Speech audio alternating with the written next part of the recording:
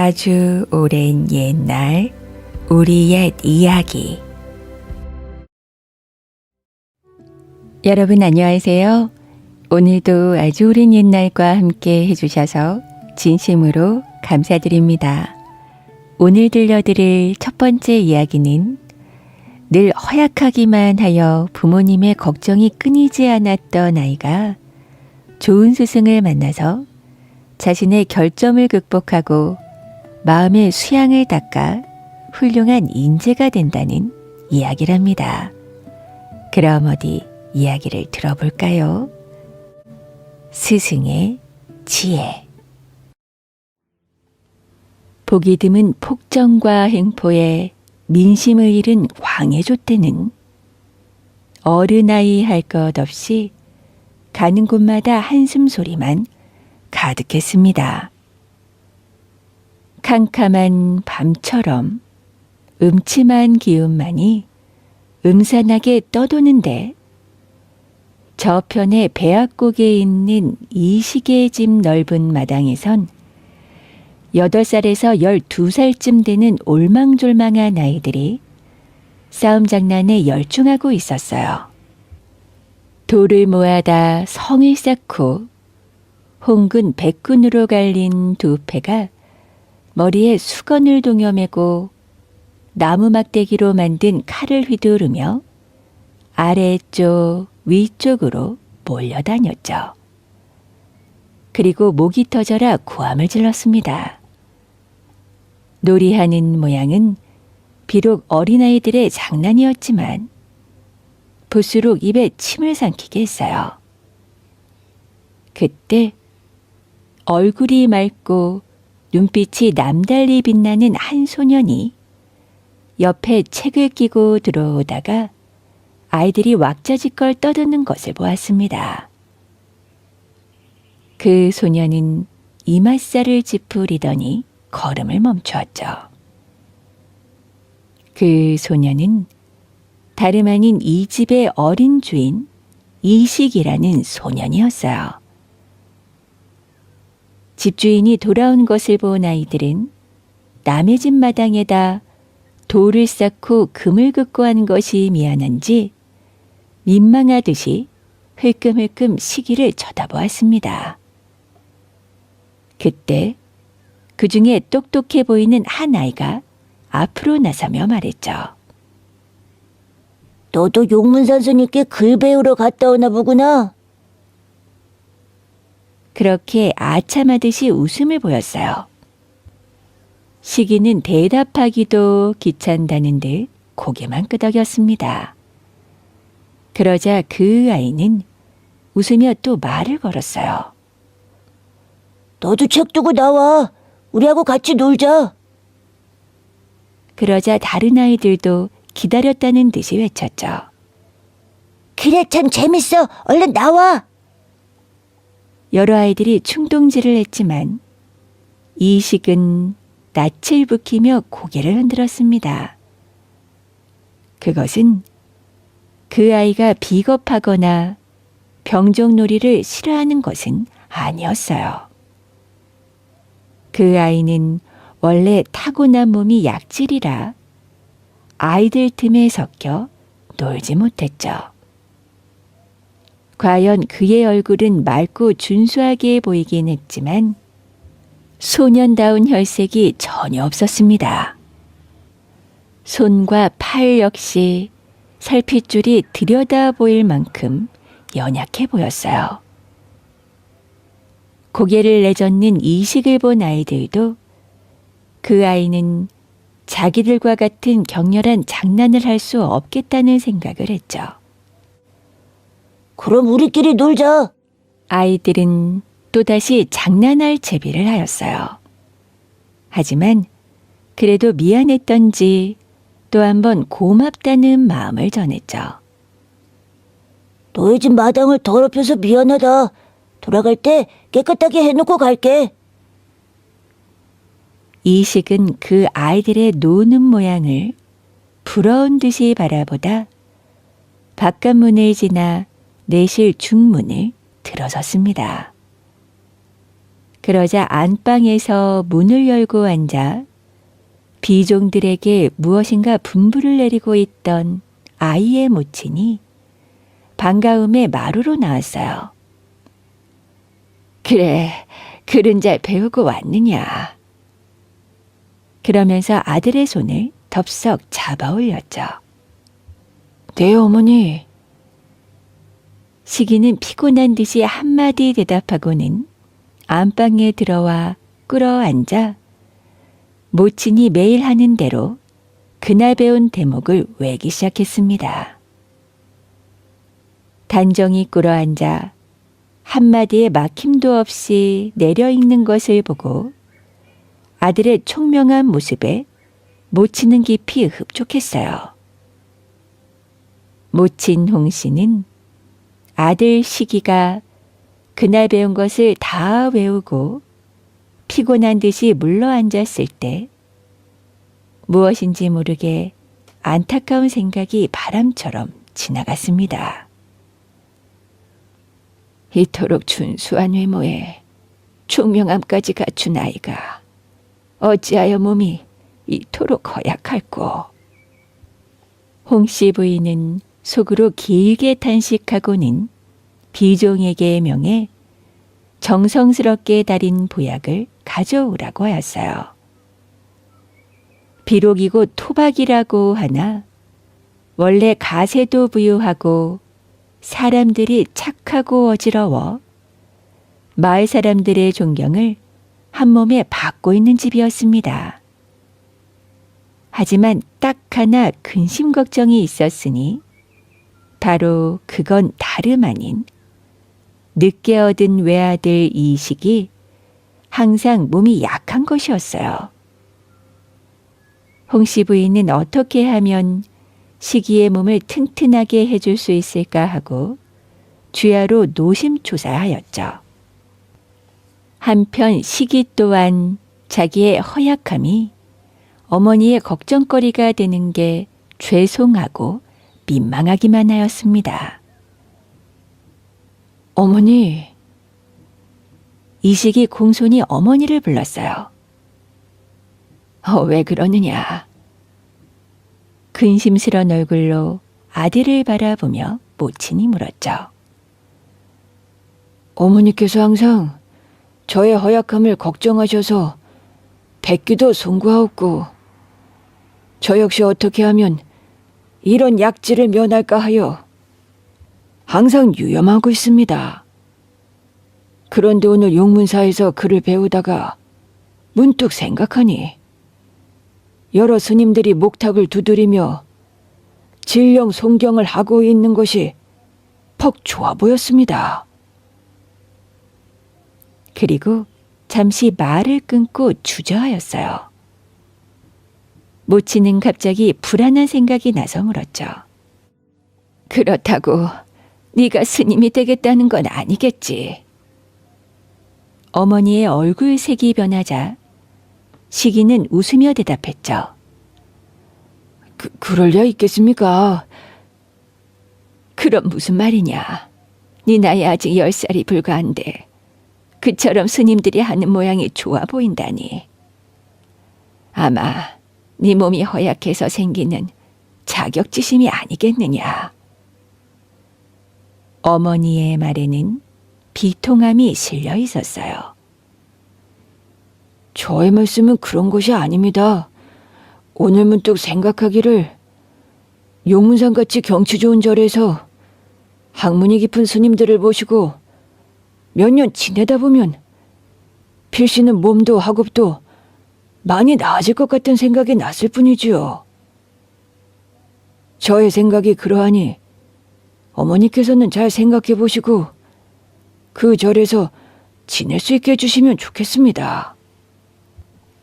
어머니가 아들의 말을 듣고 보니 과연 그럴듯하기도 하였어요. 하지만 눈에 넣어도 아프지 않은 외아들을 품에서 떠나보내기가 쉽지 않았죠.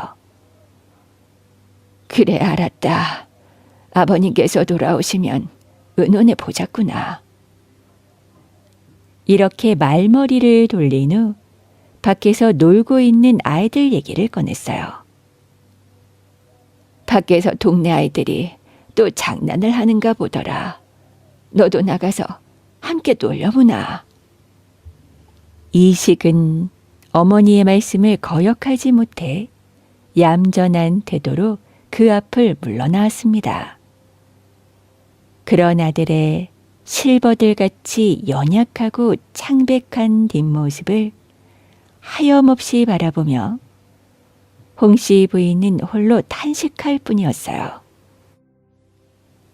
조정에서 영화롭게 지낸 우리 집안이 벌써 쇠락해 4대나 되도록 국록을 먹지 못하고 있다고 집안 어른들께서는 항상 서운해하시지 않는가. 저 아이가 다행히 남달리 총명하여 온 집안의 칭찬을 한 몸에 받고 있어. 저의 어른께서도 어떻게 하든지 우리 시기로 하여 우리 집안을 일으켜보려고 바라시는 모양이나 저렇듯 몸이 허약하니 참으로 큰 걱정이 아닐 수 없구나.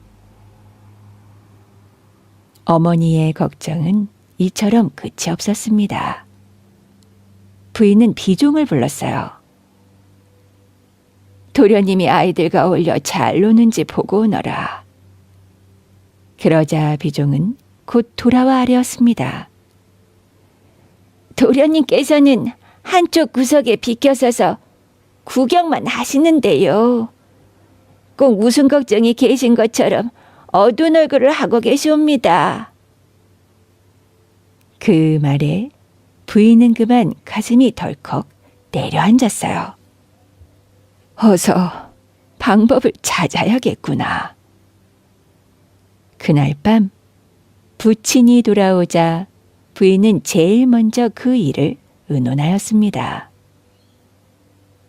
영감, 시기가 낮에 용문사에 들어가서 공부를 했으면 좋겠다고 하던데 영감 생각은 어떠십니까? 용문사에 들어가다니. 부친의 미간에 의아해하는 주름살이 가늘게 잡혔어요. 홍씨 부인은 낮에 이식에게서 들은 이야기를 전했죠. 제 생각에도 그렇게 해도 좋겠다는 생각이 나. 차마. 홍씨 부인은 말을 다 하지 못하고 눈물을 글썽거렸습니다. 울 것까지야 무엇이 있겠소.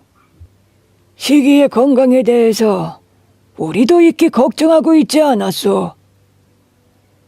부친 역시 부인 못지않게 아들의 약한 몸을 염려하던 터였습니다.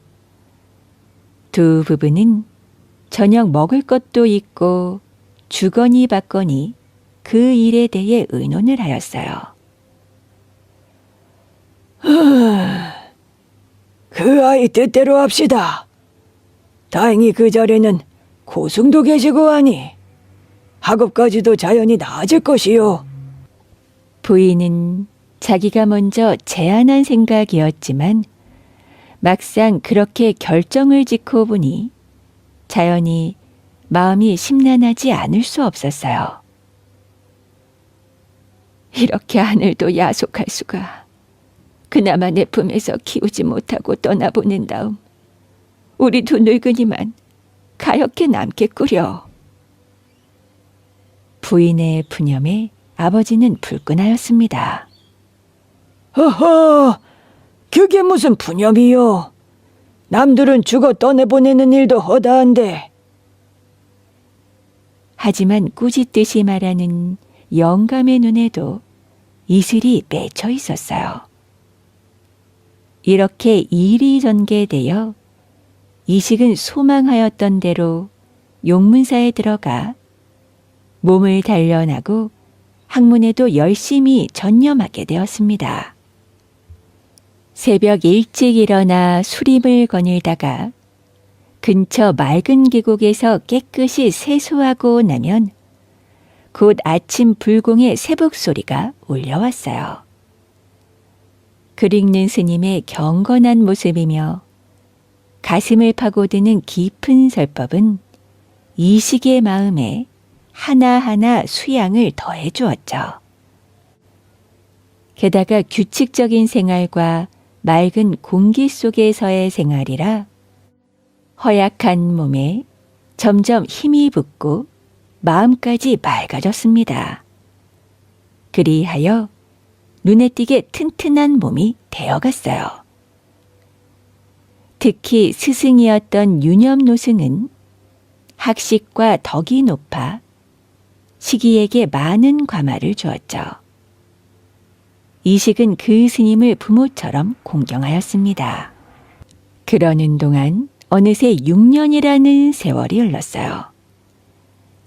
이제 이식의 나이가 16살이 되어 그야말로 건장한 소년의 기품이 보였고 학문도 기초 지식을 마치고 주역을 배우게 되었습니다.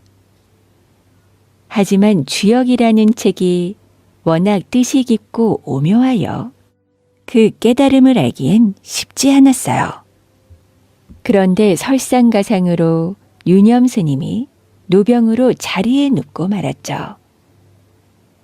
이식은 몹시 비통한 마음이었지만 학업을 중단할 수 없어 밤마다 촛불을 켜고 늦게까지 열심히 책을 읽었습니다. 그럴 때마다 스승은 이식에게 잠을 권했어요.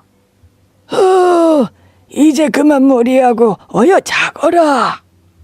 하지만 시기는 듣지 않았죠.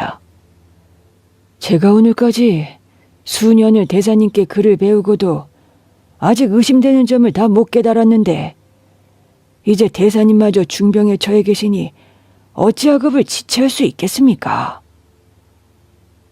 이식은 이토록 고집을 세워 어떤 때는 밤을 지새울 때도 다반사였어요. 그럴 때면 스승 유념은 이렇게 일렀죠. 그렇지 않도다.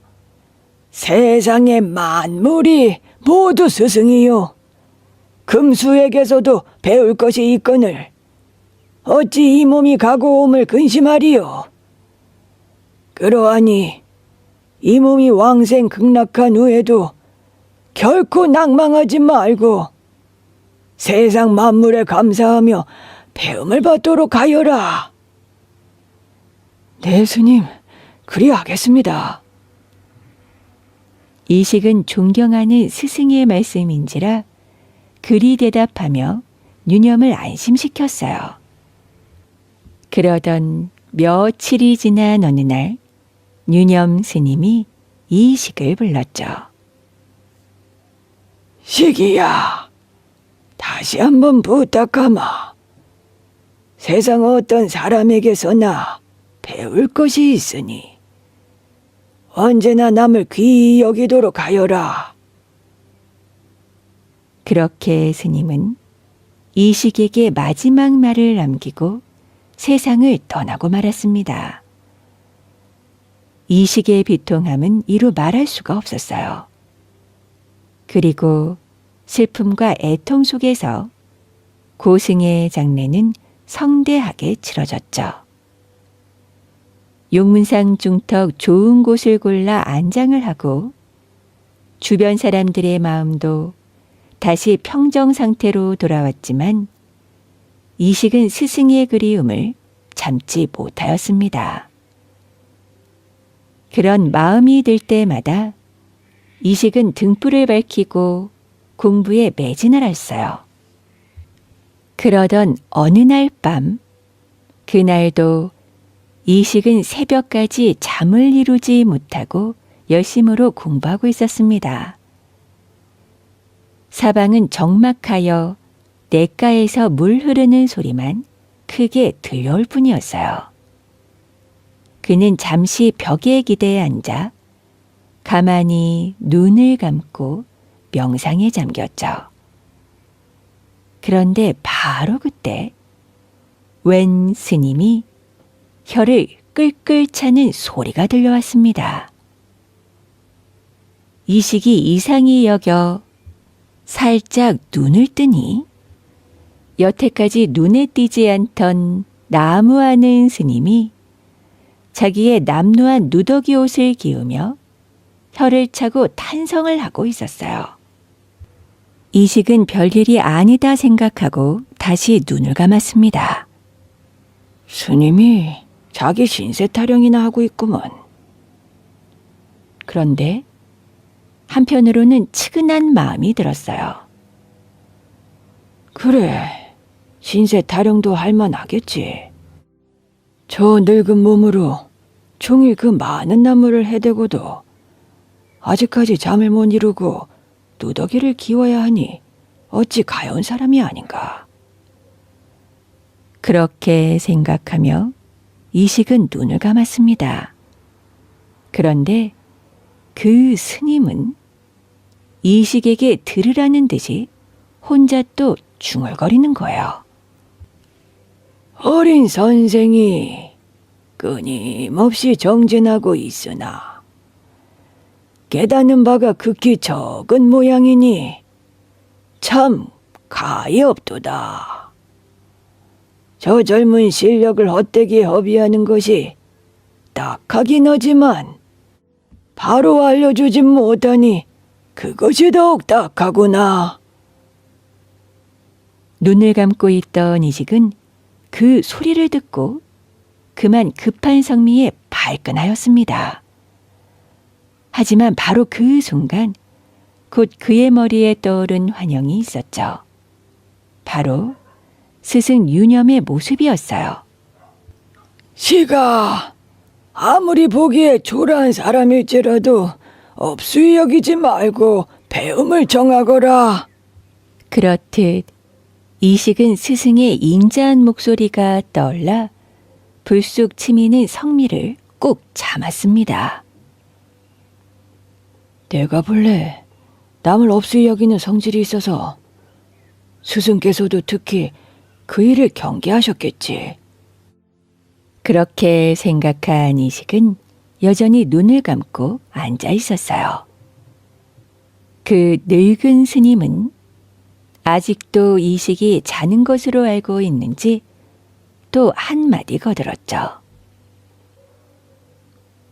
저 같은 노력에 좋은 스승만 만난다면 더욱 발전할 것인데 가엾은 일이로다.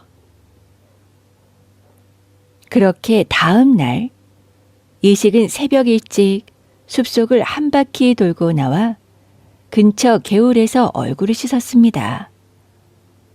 얼굴을 배수건으로 훔치며 막 발길을 돌리는데 건너편 비탈진 언덕길로 한 노승이 등에 한 짐 가득 나무를 지고 비실거리며 내려가는 것이 보였어요. 아침 식전에 나무를 한 짐 해두려는 생각인지 약한 몸에 너무 많은 짐을 올려 조그만 체구가 나무짐에 깔려버릴 것처럼 보였죠. 이식은 그 모양이 가여운 생각이 들어 얼른 달려가 짐지를 약간 받쳐주었어요. 순간 스님은 잠시 앞으로 구꾸라질 듯이 기울더니 겨우 몸을 가누고 물었죠. 니신지 고맙소이다. 그런데 그 목소리가 몹시 귀에 익숙하게 들렸어요. 이미 건장하고 힘이 센 소년이 된 이식은 두 손으로 아름이 넘는 나무단을 번쩍 들어 길에 내려놓고는 노승의 손목을 꽉 붙잡았어요. 대사님께서 오늘 새벽에 하신 말씀을 이 몸이 분명히 들었습니다. 대사께서는 아마 제가 자는 줄 알고 하신 말씀이겠지만 결코 잠이 든 것이 아니라 사실 고심하고 있던 참이었지요. 이식은 잠깐 말을 끊었다가 계속했어요. 유념대사님이 입적하신 후에 사방으로 스승을 찾고 있었습니다. 그러던 차에 오늘 새벽 대사의 말씀을 듣고 보니 대사님이야말로 필시 깊이 영리를 아시는 분인 게 분명하니 부족한 저를 인도해 주시면 고맙겠습니다. 이식은 진심으로 간청했어요. 그러자 노스님이 허허 웃었죠. 가난하고 구차한 나 같은 못난 중이 무엇을 알겠소? 새벽 말소리를 들었다니 민망하오마는 그저 서생의 몸으로 공부가 하도 힘들어 보이기에 염려되어 해본 말이오. 하지만 이식은 그 말은 들은 척도 않고 더욱 앞으로 다가섰어요. 그렇지 않습니다. 가뭄의 비를 기다리듯 학업에 굶주린 몸이니 물리치지 마시고 소생을 인도해 주십시오. 하지만 여전히 그 스님은 고개를 흔들며 거절하는 것이었습니다. 천만의 말씀이요. 이 늙은이는 본래부터 몽매하기 짝이 없는 터이니 항차 어려운 불경이라니 말이 될 말이오. 노승은 이렇게 거듭 거절한 후 나무짐을 지고 가려고 했어요. 이식은 안타까운 마음에서 다시 한번 유념의 훈계를 생각하고 그의 나무짐을 붙들고 간곡하게 말했습니다. 그럼 오늘 새벽에 말씀하시기를 바로 일러주지 못하는 게 딱하다고 하셨는데 그럼 그것은 무슨 말씀이시옵니까? 이식이 태도를 공손히 하여 정색하고 물으니 그제야 스님도 숨길 수 없었던지 마지못해 대답을 하였어요. 허허! 간곡하게 물으니 더는 거절할 수가 없구려. 나 같은 천한 중을 업수히 여기지 않고 끝까지 대접해주는 태도야말로 감탄할 만하오. 그래야 뜻한 바를 성취하지. 노승은 고개를 끄덕이며 말을 이었습니다. 만약 공부하다 풀리지 않는 것이 있으면 표시해 두었다가 조용한 곳에서 물으면 대답해 주리다. 노승은 이렇게 말했어요. 이식은 크게 기뻐하며 큰 절을 올렸습니다. 이어 나무단을 절간까지 지고 왔어요. 그 후론 풀지 못하는 곳에 표를 해두었다가 나무 안은 스님의 틈을 이용해 조용히 묻곤 하였습니다. 그럴 때마다 노승의 대답은 참으로 미묘한 곳까지 짚어주었고 가히 무사람들의 마음을 움직일 수 있는 진리의 참뜻을 알 수 있게 가르침을 주었어요. 이제 이식의 마음은 여름날 냉수를 마신 것처럼 시원했고 하늘에 구름이 벗겨지는 것처럼 상쾌해지는 그 기쁨을 참을 수가 없게 되었습니다. 그러던 어느 날 드디어 노승 앞에 절을 올리고 소원하였죠. 스님, 부디 미흡한 저의 스승님이 되어주소서.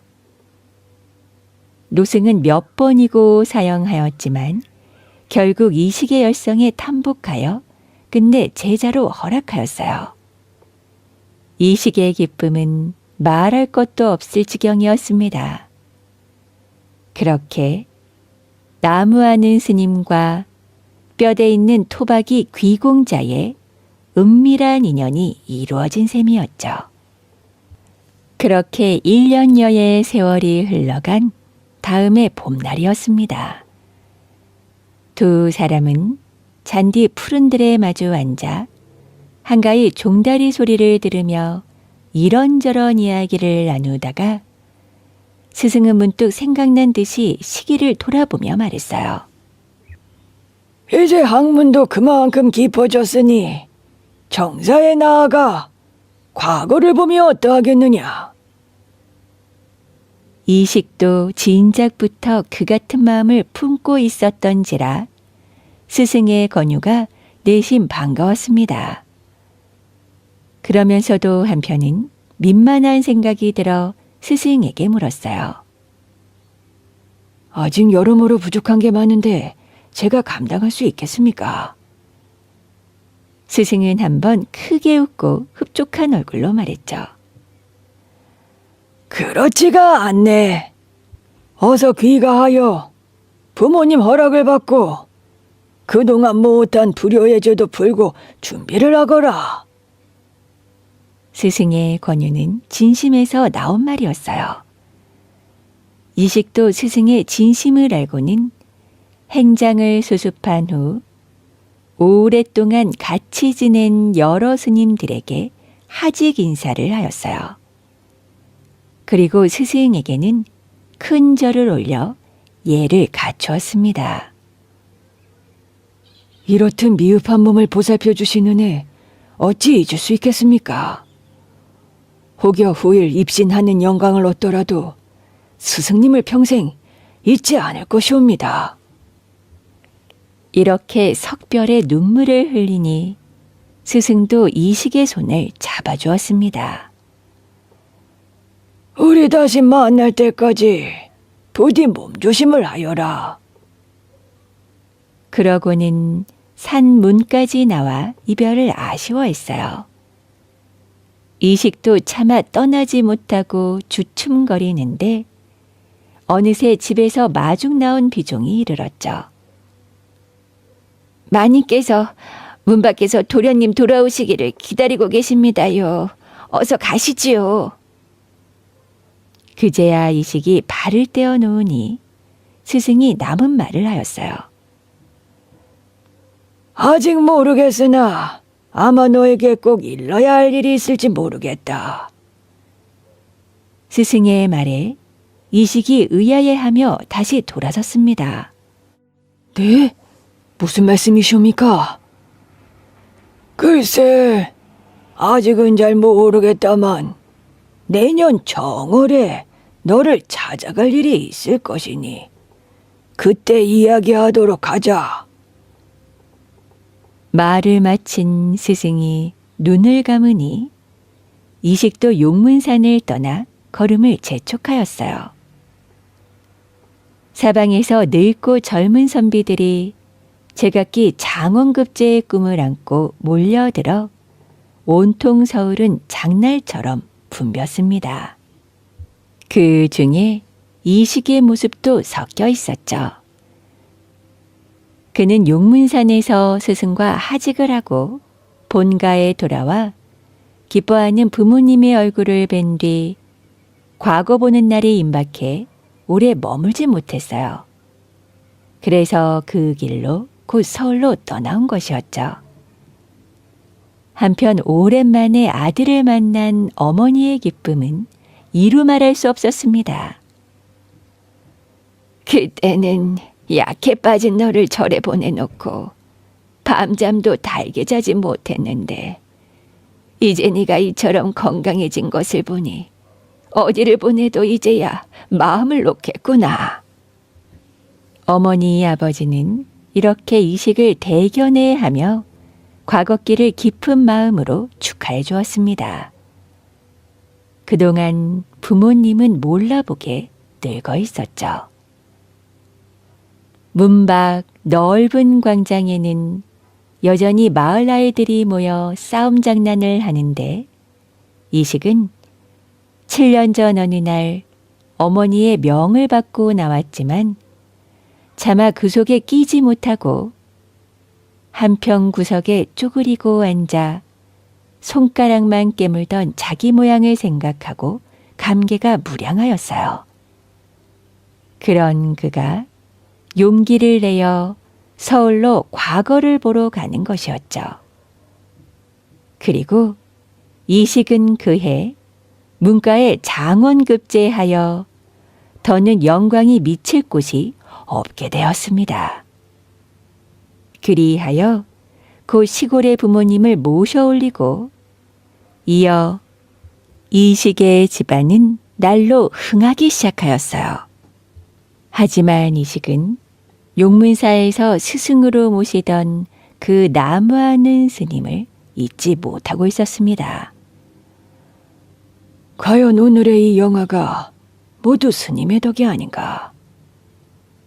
이식은 그 후로 용문사에 몇 번이나 찾아갔고 사람을 보내 수소문을 하였어요.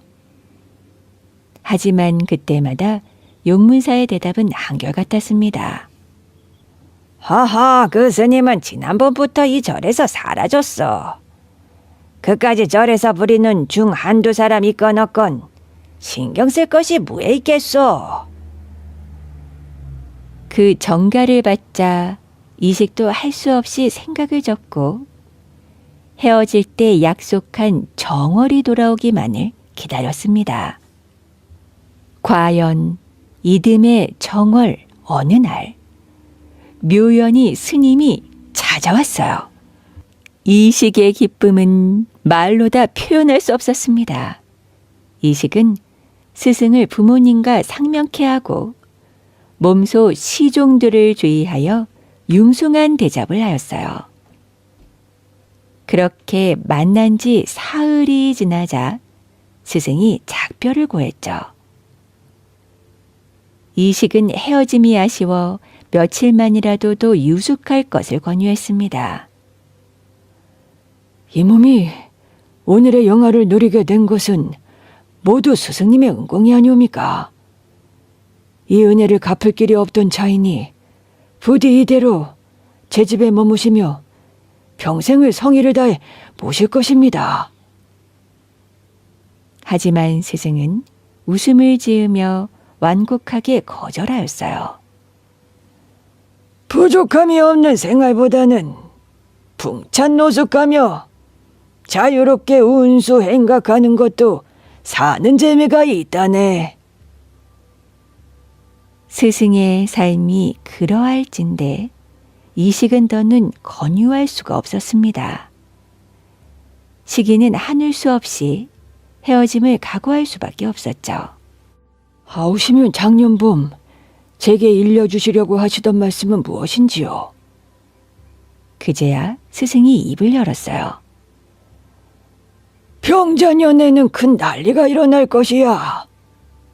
난리가 나기 전에 곧 일가를 이끌고 영춘 땅으로 피하면 화를 면할 것이네. 스승은 그렇게 말하며 그곳의 지리와 형태를 일러주었어요. 이식은 고맙게 받들어 들었죠. 그럼 또 언제나 배울 수 있사옵니까? 그러자 스승은 태연히 대답하였어요. 몇 년, 몇 날, 몇 시에 관서에서 만날 것이야. 스승은 그렇게 무심하듯 대답하고는 호련히 떠나갔습니다. 이식은 바로 그 후 스승이 이른 대로 다가올 병자년 안에 피난할 준비를 하였어요. 먼저 영춘 땅에 터를 마련해 집을 짓고 일부 살림을 옮겼죠. 급기야 병자년에 병자호란이 일어나자 일가는 그곳으로 피해 들어가 무사히 난리를 피하게 되었습니다. 그제야 집안 식구들은 그 스승이야말로 실로 심상치 않은 고승이 아니냐 하며 야단법석이었어요. 그리고 그 소문은 급기야 대궐까지 전해져 인조대왕께서는 어지러운 천하를 수습고자 하는 생각에 이 고승을 찾아오라는 명을 내리게 되었죠. 서둘러 그 스님을 찾도록 하라. 하지만 아무리 사람을 풀어 수소문해도 그를 찾을 길이 없었습니다. 그러자 이식이 입걸하여 임금께 아뢰었어요. 전하, 그 고승과 몇 년 몇 날 몇 시에 관서에서 만나기로 하였사오니 그 대신을 관서로 보내주시면 만나볼까 합니다. 원님은 그 말을 듣고 안심이 되었습니다. 그때 이식의 벼슬이 이조 관사라 임금은 심히 신임하던 차였죠. 그렇게 약속한 그날이 가까워 오자 임금은 이식으로 하여금 관서로 봉사토록 하명하였어요. 그리고 드디어 약속한 날이 되었죠. 하루 해가 떨어져 저녁 기운이 묘양산 봉우리를 휩싸이고 있을 때 이식은 두 숭도가 맨 가마에 올라앉아 묘양산을 향해 오르는 중이었습니다. 아니 이럴 수가. 믿었던 스승께서도 언약을 어기시는 건가? 하루가 다 저물고 있는데 스승님은 도대체 어디에 있단 말인가? 약속한 시간이 되었건만 뵙지 못하니 이런 닭갈대가 어디 있을꼬? 이식은 이렇게 탄식하며 흔들흔들 가마 위에서 눈을 감고 생각에 잠겨 있었어요. 가만히 생각하니 벌써 수십 년 전의 일이었습니다. 10여 세에 용문산에 들어가 유념을 섬기고 그의 마지막 유언을 명심했던 까닭에 일개 나무하는 스님의 말을 받들어 그 은혜를 입고 이토록 크게 성공을 하니 측량할 수 없는 것이 세상일이라는 생각이 들었어요. 경사로 스승을 찾아갔을 때에는 아직 건강하셨는데 그동안 혹시 병이 난 게 아닐까? 아니면 이미 세상을 뜨시지는 않았는지. 이식은 이런저런 생각이 들며 마음이 비통해졌습니다. 그럴지도 모르지. 아니, 정녕 그런 모양이야. 그렇지 않다면 만나자는 시각에 지체할 스승이 아니신데. 이식은 오지 않는 스승을 생각하며 애가 타기만 했습니다. 어느 절간 한 구석에서 외롭게 병들어 있으면 어떻게 하나. 스승은 나의 평생 은인인데. 이렇게 거듭 생각을 하자 이식의 눈앞에는 이미 쓸쓸한 산사 한 모퉁이에 쓰러져 기진해 있는 스승의 모습이 선이 떠올랐어요. 그리고 그만 초조한 마음에 눈을 번쩍 떴습니다. 바로 그때 이식은 그만 소리를 지를 뻔한 것을 꾹 누르고 다시 한번 똑바로 앞을 살펴보았어요. 지금 자신이 타고 있는 가마의 앞을 맨 늙은 승도, 그 사람이 바로 이식이 애타게 기다리고 있던 그 스승이었어요. 이식은 급히 가마에서 뛰어내려 스승의 앞에 넙죽 엎드렸습니다. 어떤 말도 나오지 않고 반가움에 눈물만 하염없이 흘러내렸어요. 스승님, 이게 웬일이시옵니까? 웬일이라니? 이날 이 시가 바로 자네와 약속한 그 시각이 아니던가. 언약한 시각에 언약한 장소에서 상봉하는 것인데 무슨 놀람이 있으리? 스승은 이식을 안아 일으킨 후 다시 목소리를 가다듬었어요. 용문사에서 나무하던 중이 묘양사의 가마를 매는 중이 되었다 한들 뭐 그리 놀랄 일인가? 그러고는 허허 호탕하게 웃는 것이었죠. 한편 뒷잡이를 메고 오던 동무승도는 이 뜻밖의 정경에 놀랐는지 얼빠진 사람처럼 가마 옆에 서서 멀거니 그쪽만 바라보고 있었습니다. 이식은 스승의 아래 위를 훑어보고는 그 모습이 용문사에 있을 때와 별로 다름이 없자 여태까지 했던 몹쓸 궁상을 떨쳐버리고 안심하였습니다. 그리고 서둘러 스승을 부축해가며 묘양산에 들었어요. 이판이 절을 찾아왔다는 소문에 절가는 들끓는 속에 이식과 스승은 조용히 방으로 들어갔습니다. 이식은 스승에게 자신과 같이 상경하여 영화를 나누기를 빌었어요. 이렇게 지내시다가는 종래 외로이 임종하실 것이니 부디 이번에 함께 동행하시지요. 하지만 스승은 무심히 고개를 저었어요. 다 천명이니 나는 이 천명을 따를 뿐이네. 그리고 머무는 사흘 동안 스승은 여러 문제에 대한 설법을 들려주었습니다. 이식은 크게 깨닫는 바가 있었죠.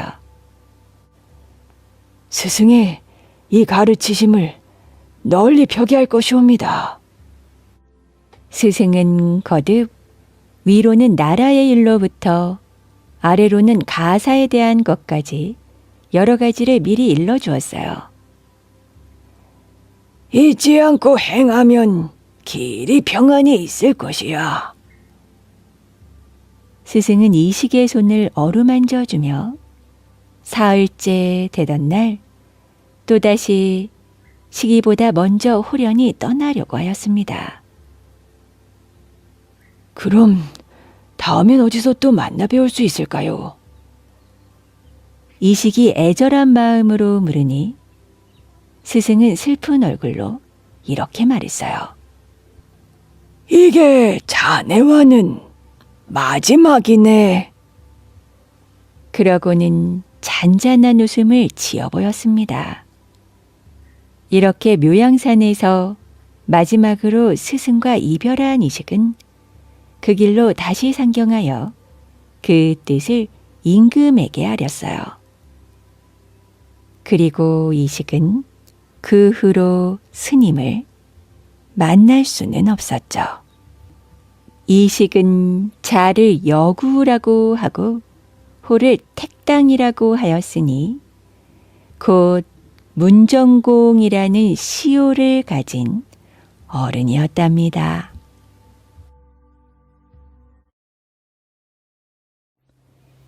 두 번째 들려드릴 이야기는 조선시대 인종에 얽힌 일화 한 편이랍니다. 인종은 아버지 정조에 대한 효심이 지극했다고 합니다.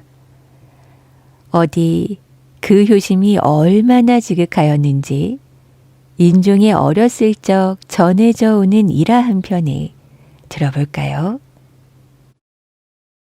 인종의 효. 조선의 임금 중에 가장 짧은 기간 동안 왕위에 있었던 임금은 바로 인종이었습니다. 조선 12대 임금이었던 인종은 왕위에 오른 지 8개월 만에 30이라는 젊은 나이로 세상을 떠나게 되었어요. 인종은 3살에 글을 읽을 정도로 총명했고 부지런히 공부하여 학문에도 깊이가 있었습니다. 게다가 어지린자를 이름에 붙일 정도로 품성도 너그러웠죠. 하지만 무엇보다 인종을 대표하는 것은 지극한 효심이었어요. 인종은 아버지인 중종이 병들게 되자 약을 먼저 맛보았고 손수 병간호를 하며 돌보았습니다. 겨울에도 찬물로 목욕한 뒤 저녁부터 새벽까지 하늘을 향해 아버지의 계요를 빌었어요.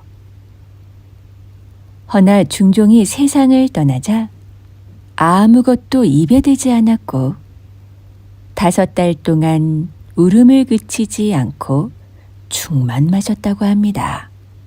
그래서 효성이 지극한 인종이 묻힌 무덤을 효릉이라고도 부르죠.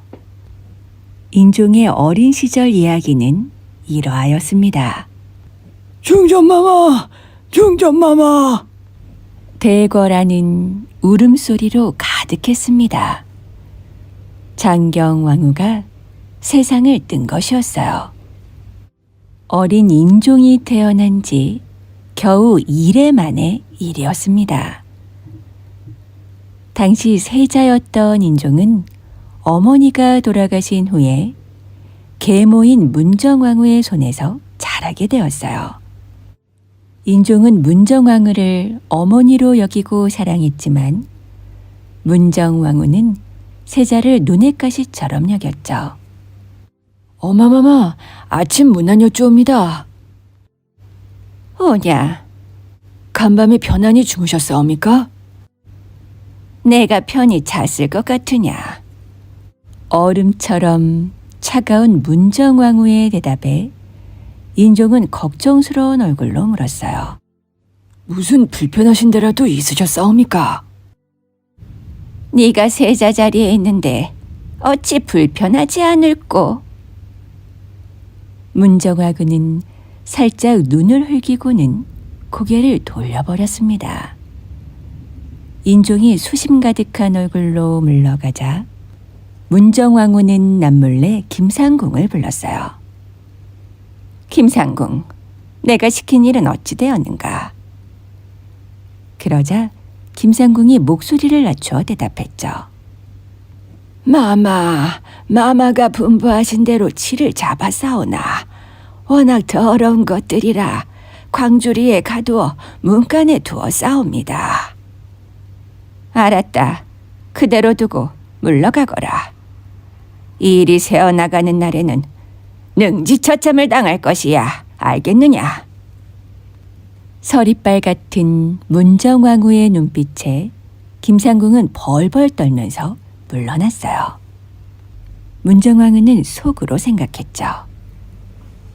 세자, 너는 이제 죽은 목숨이로구나. 네가 죽어줘야 내 아들이 세자 자리에 오를 것이 아니더냐. 문정왕후는 얼굴 가득 미소를 지었어요. 칠흑 같은 밤이 되자 김상궁은 광주리를 들고 세자의 처소인 동궁으로 향했습니다. 광주리 안에는 꼬리에 기름심지를 매단 쥐들이 들어있었어요. 김상궁은 쥐들의 꼬리에 불을 붙여 동궁에 풀어놓았죠. 얼마 지나지 않아 동궁에서는 벌건 불길이 치솟기 시작했습니다.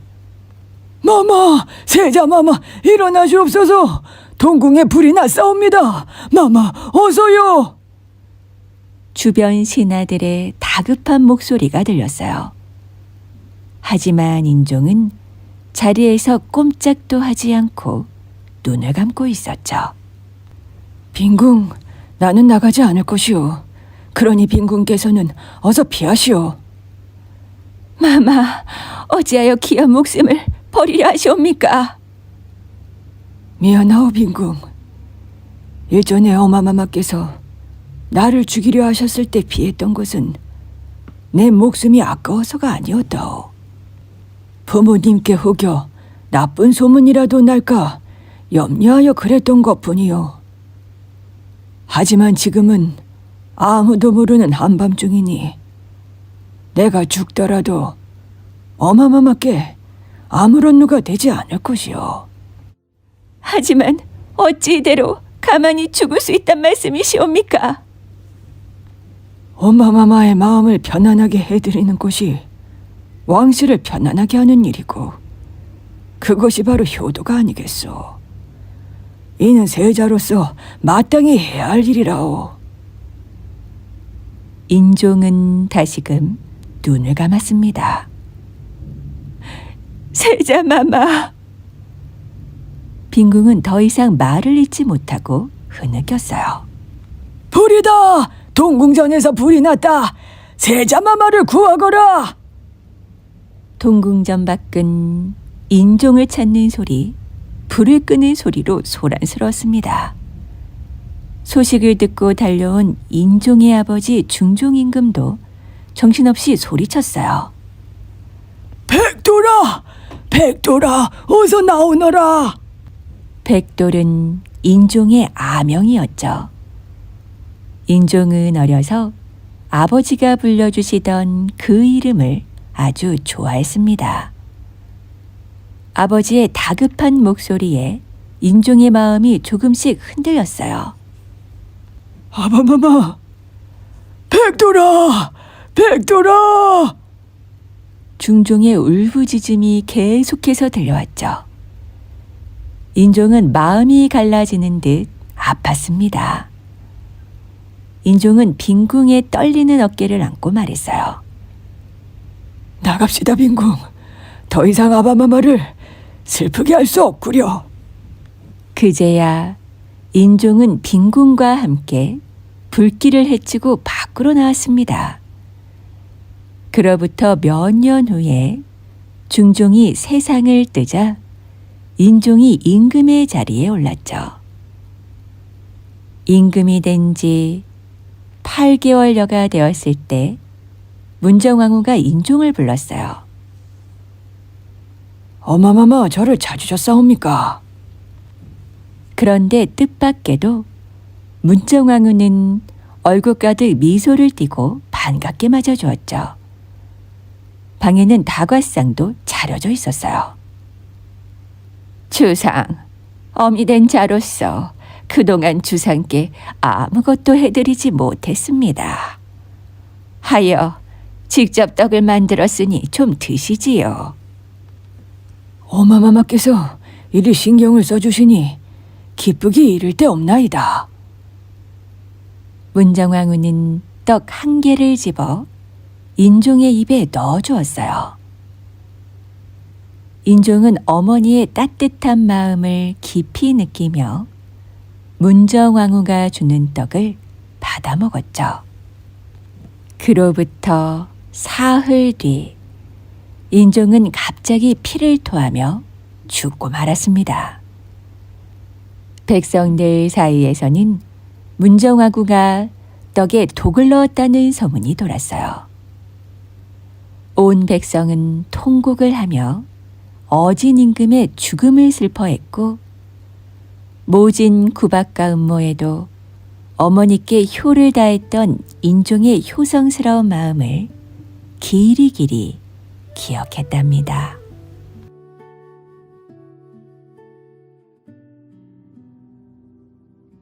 이야기는 재미있게 잘 들으셨나요? 오늘도 편안한 꿈 꾸세요.